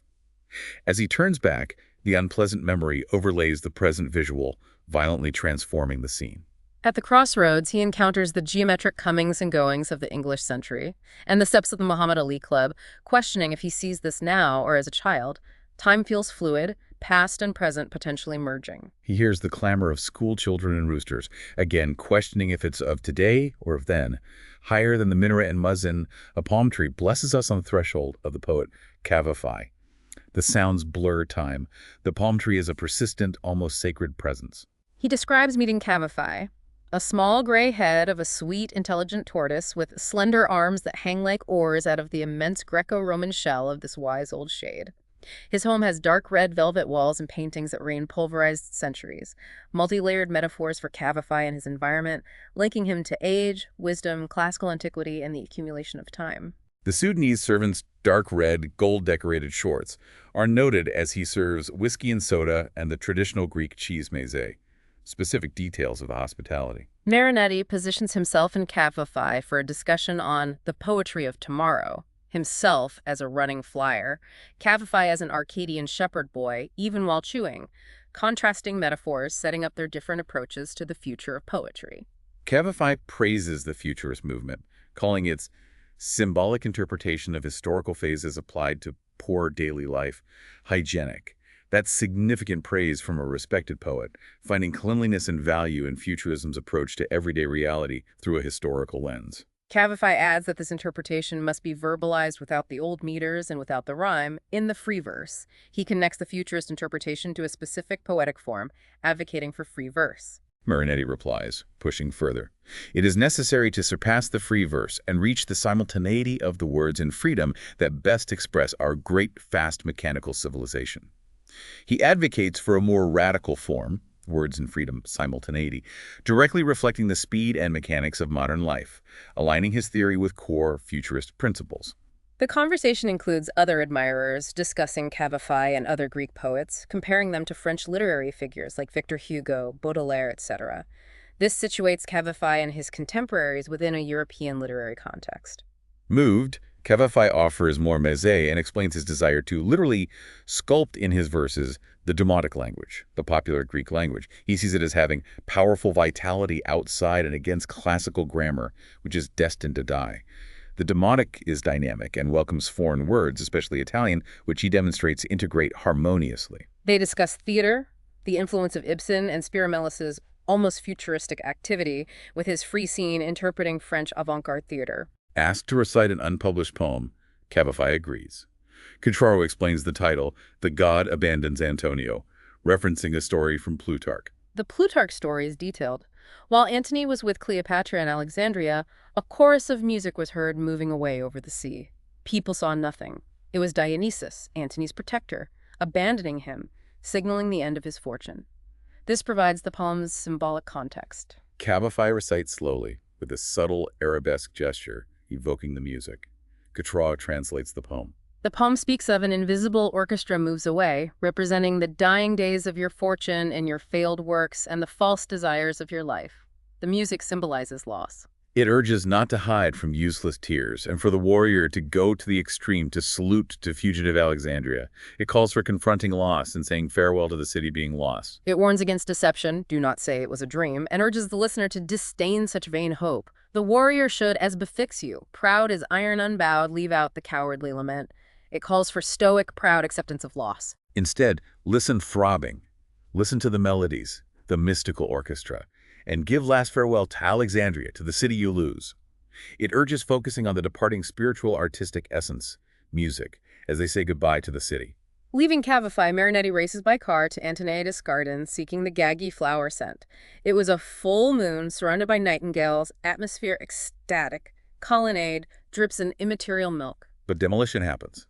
A dull roar ended with thuds. They demolish an ancient villa which is pregnant with memories for a very modern one intended for visiting European sovereigns. Modernity violently replaces history. Trucks carry ancient marble. The funeral collapse of the rubble evokes a hilarious burst of grenades. Destruction seen with military, almost celebratory imagery. The Mammootty Canal is full of liquid nostalgic moons, linked explicitly to Cavify's very modern and ancient free lines. Marinetti connects the scene to Cavify's work, seeing the poet's blend of ancient modern nostalgia reflected in the changing city and its imagery. That section gave us a deep dive into the cultural and literary world of Alexandria through the eyes of Marinetti meeting Cavify. We saw their exchange on futurism, free verse, and the demotic language, and how Cavify's work reflects the city's layering of past and present, while the city itself is undergoing violent modernization. It showed a meeting of minds between two avant-garde figures, differing on specifics but sharing an innovative spirit, contrasted with the literal destruction of the past happening around them. Let's recap the visit with the poet. We met Constantino Cavify, the famous Greek poet in Alexandria, described with those memorable metaphors. Right, the tortoise, the Greco-Roman shell. Cavify praised futurism as hygienic, valuing its symbolic interpretation of daily life.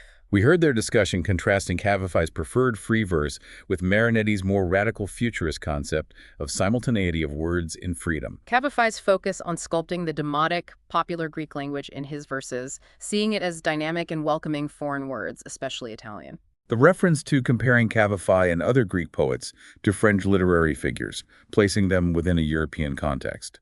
The story of the god abandons Antonio from Plutarch, providing the context and symbolic meaning for Cavify's poem about facing inevitable loss. The poem's themes of facing loss with dignity, saying a proud farewell to a city, and listening to the departing spiritual artistic essence. And the final scene in Antoniades Garden, with demolition happening alongside natural beauty, explicitly linked to Cavify's blend of the ancient and modern, and his poetry reflecting nostalgic echoes. Marinetti next seeks to clarify the psychology of ancient and modern Egypt by studying people moving semi-indifferent among sacred and precious sarcophagus statues in the Museum of Alexandria. He's looking for insight into contemporary attitudes towards the past and death. He is guided by Nelson Morpurgo, identified as the head of the Egyptian futurist movement. They are alone with the past in the museum's fragrant silence. Being with a local futurist leader adds context to his observations. This silence is broken by a fugue of little voices, giggles, and the patter of restless feet. A crowd of schoolgirls arrives, with eyes wearing black scarves and veils. The arrival of lively youth disrupts the contemplation of the past. Despite veils, their camellia white hands astutely touch and re-grab the huge rump of the ox api, which was adored for its fecundating virtues. Their hands are emphasized, actively engaging with a statue specifically related to fertility, suggesting a connection to ancient beliefs even in modern actions. He draws a parallel.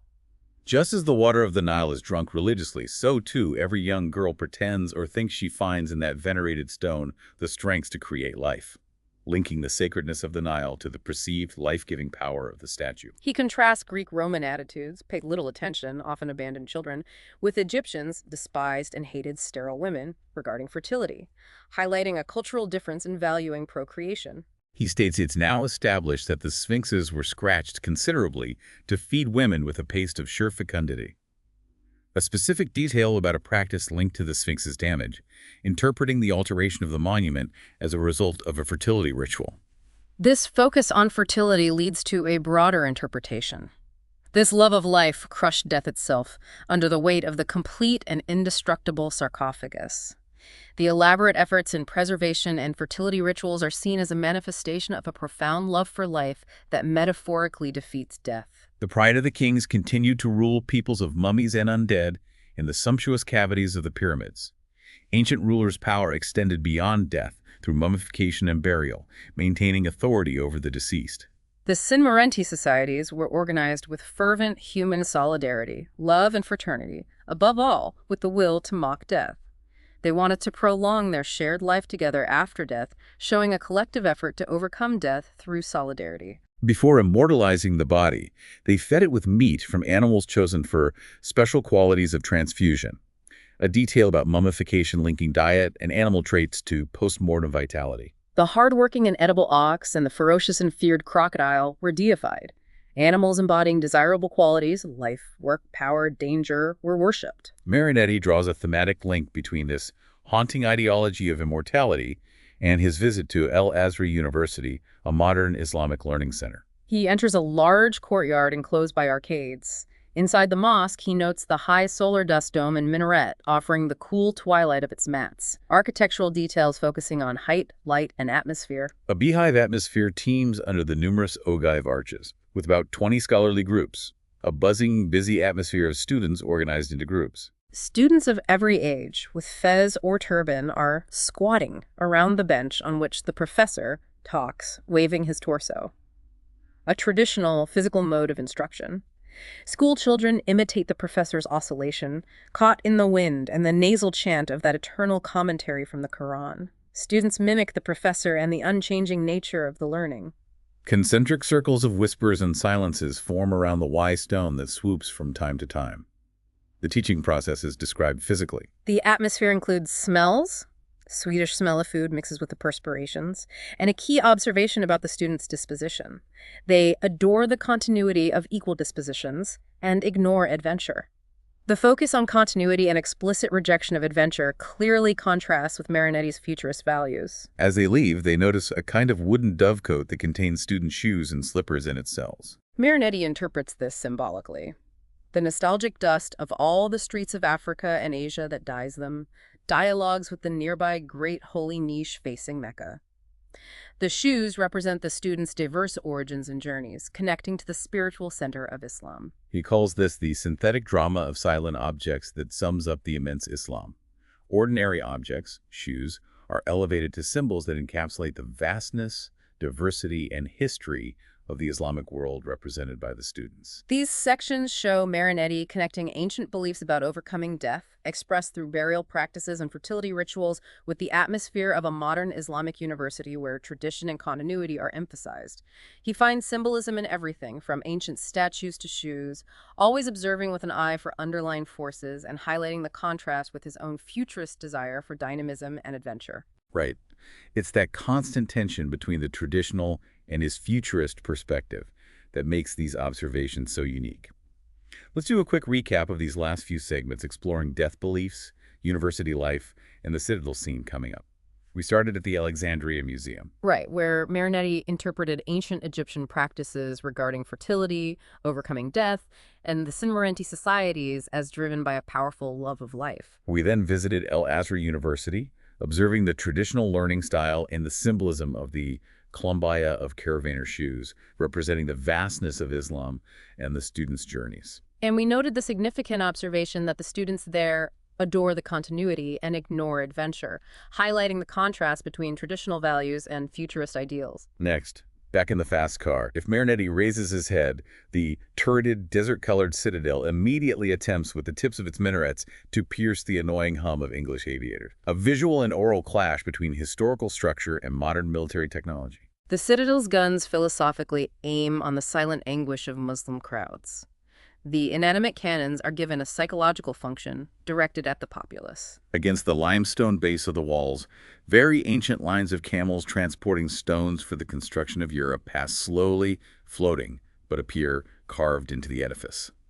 The slow, ancient transport method is seen in connection with building distant Europe and seems timeless, part of the structure itself. They loudly run among the decapitated mosques, their speed barely disturbing the black habara of the Arabs who, piled up in front of the prison, wait in the hay to visit their loved ones locked up by the foreigner. The contrast between the car's speed, the ruined mosques, and the static, waiting Arabs visiting prisoners is stark. The foreigner implies the British rulers. The Nile is still overcooked by the sun. The dahabi, or floating houses, sleep along the shore, under palms drunk with sleep. They stand oblique, bracing themselves so as not to fall. The scene is one of heat-induced inertia.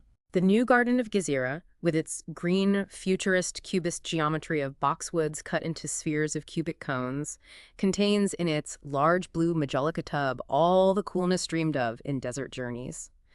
This modern, geometrically sculpted garden is a place of artificial relief. There's the gorgeous smooth blue of the empty sky. A rhetorical question is posed. How do they hope to mow down those high-arched sails between distracted palms and praying willows? It seems to question the effectiveness or nature of aspirations in this setting. A question about Egyptian nationalism follows very explicit. Will Egyptian nationalism soon realize the dream of absolute autonomy and enter the League of Nations as a free ally and friend of England that has always been the master of the Upper Nile and a bank of the Suez Canal? This lays out the political tension and the unequal relationship with England. Marinetti's comment on this. What contradictions? This encapsulates the perceived conflicts in the scene: ancient modern Egyptian English, freedom aspirations versus historical control. A final question. But do not the howls of desert jackals and domestic feral dogs harmonize with the fluid nocturnal eternity of the Nile?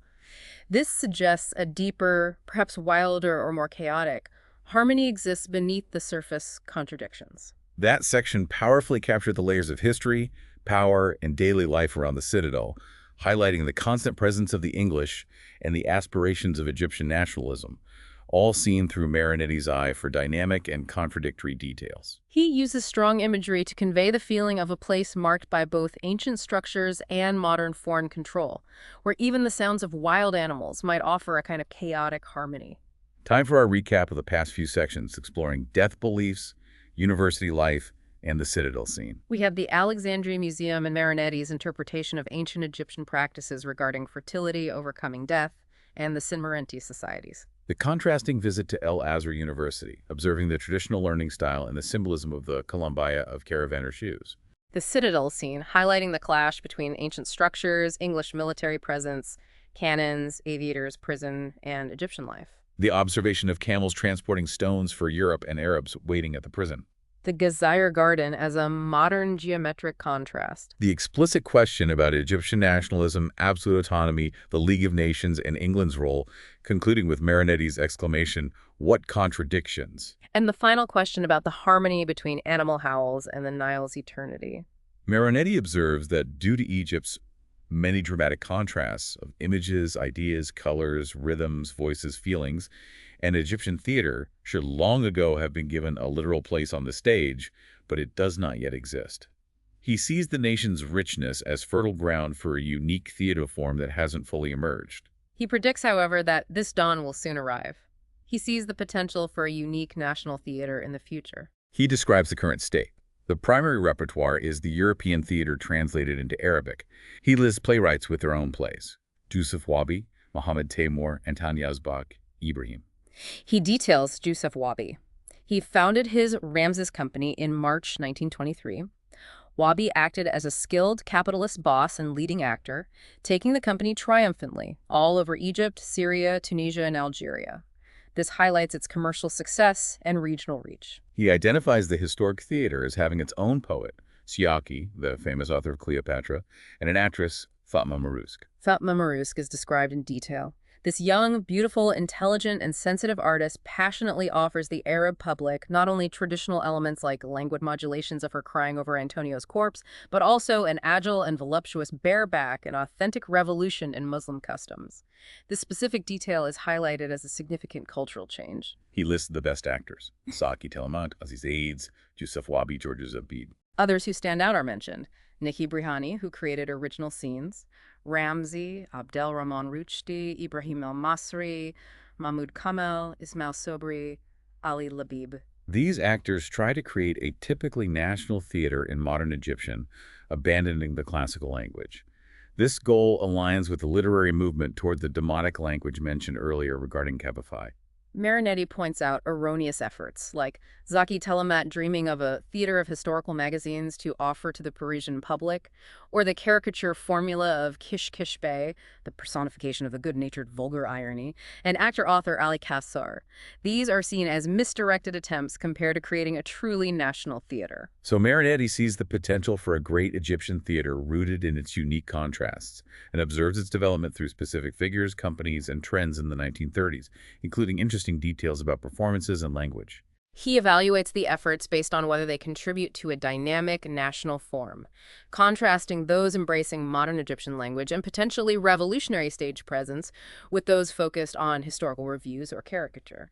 Let's quickly recap the state of Egyptian theater according to the source. Okay, the observation that a unique Egyptian theater doesn't fully exist yet, but is expected to emerge from national contrasts. The current repertoire relying on European plays translated into Arabic. Key figures like Joseph Wabi and his successful Ramses Company, and the goal of creating a national theater in modern Egyptian language. The historic theater with poet Siaki and actress Fatma Marous. Fatma Marous' performance, specifically noting her agile and voluptuous bareback as an authentic revolution in Muslim customs. And mention of various actors and perceived erroneous efforts in theater. The final section is titled An African Simulation of a Negro Aviator.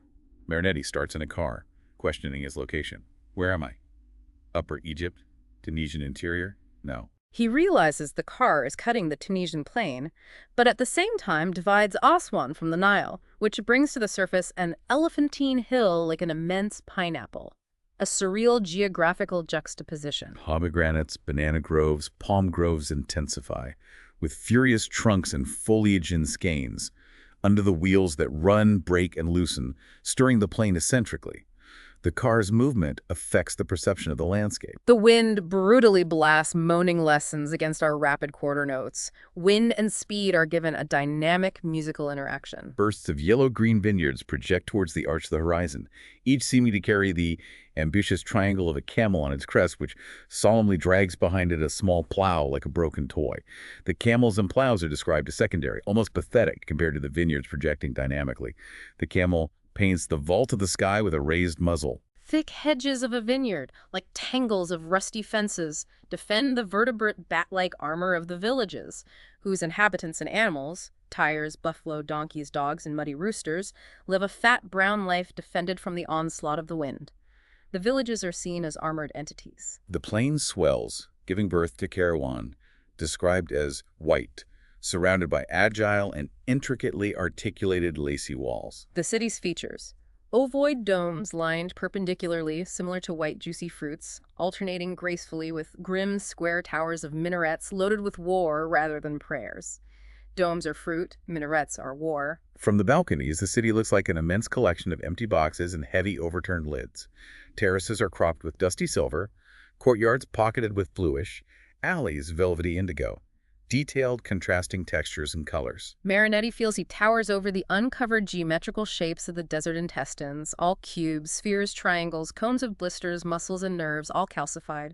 A disturbing bodily metaphor for the desert landscape. High sparks of green gold flicker on the battlements of the walls that seem to be dripping with a torrid blue milk. The walls are visually dynamic, contradictory. The hot atmosphere stuffs my legs and back with lead and warm wool as he proceeds slowly through the deep and winding crematorium into the alley. The alley is seen as a place of burning death. A black tangle of fabric, perhaps a woman, advances, looking through a hole in her curtain. A mysterious, veiled presence. Theatrically, a heap of Arabs or Bedouin struck by sleep, cooked in shacks. Their food, couscous, bones, beans, sweets, is listed, served to perfection in a dazzling niche in the walls. A strange, static scene presented dramatically. The sun's high, inverted crater tumbles down a murderous lava, chasing him into a trapdoor of a cellar cafe. The cafe offers not cool, but a terrible mix of smells. Stink flies, mold, rancid oil, cinnamon, vanilla, gajia, carob, chickpeas, sweat, incense, ammonia, anise, jasmine, and cloaca. A powerful negative sensory experience. Fortunately, a cup of vervain lubricates my choked brain amidst the noises and a French-Tunisian voice that narrates a film he is shooting. The film's details are given. Part 1 on the oily waters of the Nile in Dahabi. Part 2 between two mountains of cotton bales heated by the August sun. Part 3 in Constantina, crude and noisy city, a lot to do for the sound. Sound details from Constantina. Morning awakening by cheerful shouting of cattlemen, roosters, donkeys, goats, and oxen. Description of a hotel overlooking inns with courtyards full of various items and animals. Hay, garbage, dogs, camels, geese, pigeons. Elegant and absent-minded storks dominate roofs. The view is splendid and lends itself to everything. A powerful cinematic effect is expected from lopsided, blue-flecked huts in a round viaduct. The capital scene is a car launched at high speed on this viaduct over the Rummel Valley, ruffling the slow purple fumes from houses. Speed and visual dynamism are central to the film scene. Within this narrative, a black aviator mutters, "Here it cracks. Kairouan is the city of slow death and quicklime. I'm tired of cooking in oil like a pancake. You have to fly to the oases." He sees Kairouan as stagnant and deadly, advocating flight. The aviator tells a tale. "Yesterday at dawn, I left Cairo with my little touring plane. He flew over Tripolitania and Tunisia to El Kantara, an aerial pantomime. Two immense waves, limestone, granite, sand, seemed to petrify their convulsive gullies, trying to bar me from entering the desert." He references legend. But Hercules had, for me, and certainly for me, broken through that wall with his legendary football. He passed through 100 meters high in the passage. Inside, 10,000 palm trees crowded, dynamiting the spinning gears of their tufts, anxious to escape the heat, pulling the stream of water of the paternal wadi that guides them. Palms are dynamic, mechanical, and dependent on the water source. Towards Biskra, he flew over high parades of Bedouin farmers who go to work the land of others in order to work their own. He sees the swaying of camels loaded with tents, crockery, children. On top of the tallest camels, rich women swing under canopies of vermilion silk. Each one carries on her side the favorite white hen or the faithful sleeping white-furred dog. They look like black bronze statuettes on pompous marching pedestals. Flocks of white sheep are marked with red sulfurino. Searching for fresh sands, he found the Busada Wadi with emerald gardens between walls of orange limestone. He landed at the El Kate Hotel in a sunset of silky pink sand. The hotel was full of tourists. In the oasis, under the Arab tent, he slept badly, without a beautiful Algerian by your side. Night in the oasis, large stars and the crescent way on the tufts of the palms. Sleep fights, quarrelsome howling of dogs, aided by a tinnitus of insects and nocturnal birds that groan and gnaw on the barks. A chaotic, noisy night. But as soon as the moon disappeared behind the dunes, the delights of paradise invaded the oasis with a melodious breeze that set the infinite plumes of palm trees in motion. These palms were all busy kissing and kissing voluptuously, spreading a polyphony of the sweetest rustles and meandering illusory crackles. Sounds are like watery ripples, perhaps rain and hail. The palms are intensely sensual, generating complex sounds. Despite tiredness, his softened heart watched the only islet of that infinite ocean of blissful leaves. He flew off amidst the cries and slanting rays of a full sun, like a nest of red birds. On the lips of this metallic apparatus, the plane, the dawn was a vanilla strawberry ice cream, a final, strange, sensory metaphor for the dawn viewed from the machine. The aviator's tale gives Marinetti a desire to go out. A lane leads outside Kairouan's walls. In the meadows, herds of graves and mixed sheep sleep. There's soft, still music of stones, blood, marrows, bones, and fleeces, he notes. Among the graves was harmony. Beyond, there stood eternity. The car takes him away. Its rhythm accelerates the feverish and shameless unwinding of its chaste sash of lacy walls. The city walls seem to perform a dynamic act as he leaves. Abruptly, behind the walls, the warrior square of the houses flattens out, anxious to escape the brilliant shooting of the stars and their silver sights. The houses are like a defensive force retreating from the cosmic light. In the clear, optimistic evening, under the walls, a fragrant fall of soft ashes, like jasmine and honeysuckle flowers, were torn by wind in a heavenly garden. The ashes scattered, appearing to Marinetti like the white milk of camels left out to cool in the chill of the night. A final, deeply sensory, slightly unsettling image-blending decay, natural beauty, nourishment, and animal life. Wow, that was an incredible multi-layered final section, taking us from a car ride through Tunisia to a detailed description of Kairouan, an embedded film narration, and finally, that fantastic tale told by a black aviator about flying across North Africa to an oasis, ending with powerful, strange imagery outside Kairouan. It brought together so many themes, different modes of transport, car, plane, different forms of observation, personal, cinematic, legend, Hercules, diverse landscapes, plain, desert, oasis, sensory details, especially those smells in the cafe, and the tension between stagnation, Kairouan, and dynamism, flight, reality, and simulation dream. Let's try to recap that complex final section. Okay.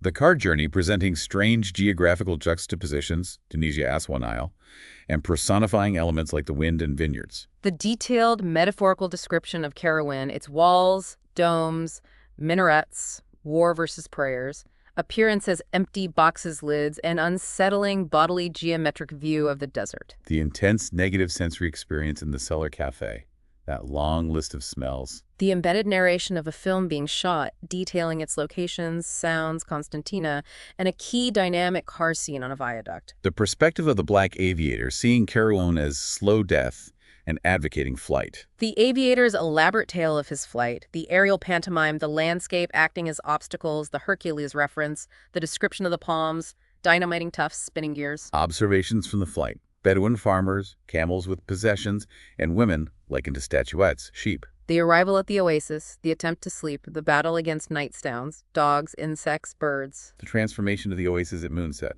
Breeze, palms kissing, generating complex sounds. The final sensory description of the dawn from the plane. Vanilla strawberry ice cream. Marinetti's final observations leaving Kairouan. The meadows with graves and sheep, finding harmony among graves, the city walls and houses performing dynamic actions, and the final image of scattered ashes as white milk of camels cooling. And that brings us to the end of our deep dive into these excerpts from Filippo Marinetti's The Charm of Egypt. What an extraordinary journey it was, moving through intense personal memories, raw observations of Egyptian society in the 1930s, encounters with political figures and poets, explorations of ancient beliefs and modern institutions, all filtered through a unique, often startling futurist lens. We saw landscapes personified as armies and organisms, spiritual rituals described as sacred mechanisms, iconic monuments transformed into edible sweets, and cities perceived as armored entities or collections of boxes. Marinetti's text constantly blends the real and the imagined, the historical and the intensely personal, the static and the dynamic, refusing easy categorization. We encountered the raw reality of the cotton trade and the brutal transactional violence in Kafr el-Zayat, alongside poetic reflections on ancient wills buzzing like dynamos and the symbolism found in everyday objects like students' shoes. And we heard that fantastical tale of flight that transformed the African landscape into something out of legend and sensory delight. The text is a testament to the power of perspective and the intensity of sensory experience. It challenged traditional ways of seeing history, culture, and even death itself, constantly seeking dynamism and vitality in unexpected places, and filtering everything through his own highly specific and often startling metaphors. Our mission was to extract every detail from this source and journey through its layers, from the translator's provocative, ideological introduction, through Marinetti's complex observations and experiences, to his final, strange imagery leaving Kairouan. It leaves you with so much to consider about how we observe the world, how our own internal landscape, our memories, our ideologies, our desires, shapes what we see, and the complex interplay between past, present, and imagined futures in any place, but perhaps especially in land as layered with history as Egypt, seen through such a unique and forceful perspective as Marinetti's. As we wrap up this deep dive, here's a thought for you to mull over, drawn from the intense contrasts and connections Marinetti presents. We've seen how Marinetti filters everything through his futurist drive for speed and dynamism, even ancient traditions and static landscapes. This makes you wonder, in our own lives, are we primarily seeing the world as it is, or are we constantly imposing our own internal ideologies of speed, our own desires for transformation and dynamism, onto the reality around us? A fascinating question to contemplate. Thank you for joining us on this deep dive.